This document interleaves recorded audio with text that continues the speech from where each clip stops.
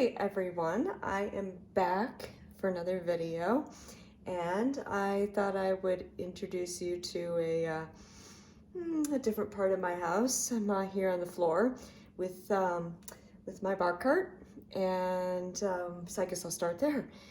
The bar cart was given to me by somebody it was given to somebody else, and that person, she was supposed to give it to somebody, but then somebody decided they didn't want it, so it was offered to me. And I wasn't going to turn that down. She called me one day, said, I'm sitting in my car. I'm in my car at the end of your driveway, and I've got this bar cart. Do you want it? Of course, then Greg saw me wheeling it up the driveway and was a little horrified that I was adding something to the house. But I have to tell you, I just love this thing. You can't really see the top of it. Well, here you go. There's the top of it. And the green glass collection. I love those green glasses that I got in the estate sale last year. And here come the dogs. They've been outside, so they're gonna, there we go. There's Goose. You know how it goes. All right, and here, the bottom is why we're here today, because I've added a bunch of things. I have a dish somewhere, a green dish I found at the Animal Humane thrift store, and I didn't pull it out. I should have. I'm trying to find more, but it kind of inspired this like dark green, very late 60s, early 70s thing, and honestly, it takes me back to like bathrooms in those days. You know, people that had these dark bathrooms, and kind of wish I had another bathroom to paint and decorate, but I've done all three, so I guess that's not happening unless I get another house. But, so here's what I have. I have to share, if you follow me on Instagram, you know that I got the coffee pot for $5 a couple of weeks ago, maybe it's been a month ago now, at the Animal Humane thrift store. You've seen the 7-Up glass, the Uncola that I got just a few weeks ago. Some of these other things are a little older, and you know, I love this. It's not marked, but it's like Fire King or Anchor Hawking. But then, now it's been, I guess, 2 weeks ago, I got this. This is a really fun ice bucket. I needed an ice bucket like the hole in my head, but I would love to have like a place to display these, because these to me are true period pieces. Look at the color on this. I mean, how great is that? It's actually plastic, and I was surprised it was still there in the sale, because this stuff seems to be what people are looking for, but I really like the outdoor sort of barware stuff.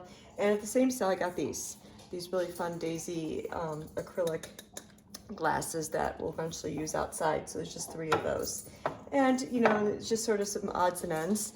And then, and I also want to point out something, this might get me in trouble for saying this, but when you're at an estate sale, you need to make sure that you look under tables, because I say that because you know what happens is when there's too much stuff, they have to put stuff under tables, so things on the table sell, you know, then they bring it out. And sometimes you can find really good stuff, and if you're not planning to come back, I usually try not to come back unless there's a reason I'm going to go for something half off on the last day or whatever.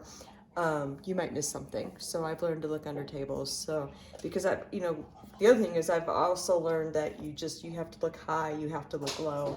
You can't just look straight on, because you might miss things. I also wanted to share, since we're on a 7-Up theme, and that's Lily running by back there, and you can see Goose right here because I'm on the floor. You know, children don't want anything to do with you until until I start talking. And Lily thinks I should just throw her ball. Those of you wondering, I don't know where Ash went, but he didn't want any part of this action. This 7-Up oversized bucket bag that I made from a towel. I remember I bought this towel. It was at an estate sale. It was on my birthday a number of years ago. It was pre-pandemic. You can see the inside has blue and white gingham, and I love this. A lot of people look at this at estate sales. They never buy it. I've actually taken it off the website. If you're interested, it's for sale, but if not, I don't usually keep things that I put up for sale, but you know what? People are just gonna look at it and not buy it, then maybe it's just meant to be mine. And I really thought it would have a new home by now. Great bucket bag, great for the beach or the pool, or you know, even workout gear.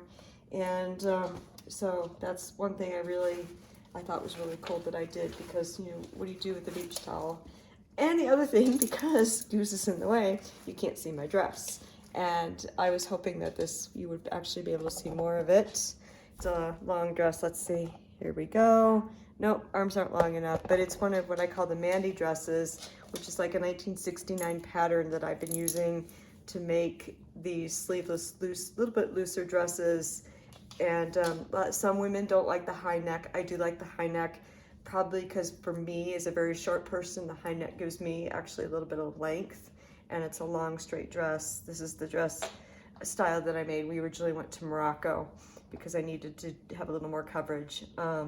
And this fabric from Fabric Merchants. Goosey, you're in the way. People can't see when you're there. It has a gold shimmer in it, and with the green, and there's a little bit of almost a blue, like a teal. No, it's not a teal, it's a blue. And what I like about it is, despite the fact that I'm sitting on the floor, it actually is a very elegant fabric. So it's an elegant dress, and which is to me really fun to, when you make things, sometimes the fabric kind of determines the look of the actual dress. All right, we are almost at 6 minutes, and I vowed I would only go 3 to 4 this time. That didn't work very well. So have a great week, everybody, and I will see you soon. You never know where I might be next time.